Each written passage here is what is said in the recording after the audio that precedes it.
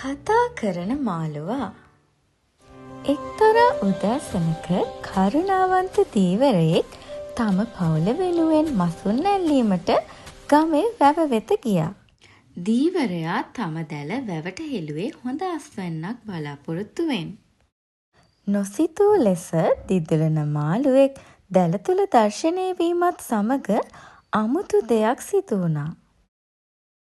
පුදුමයටත් කරුණාවටත් පත් ධීවරයා ඒ මායාකාරී මාළුවා පවසන දෙයට ඉතා ඕනෑකමින් සවන් දුන්නා.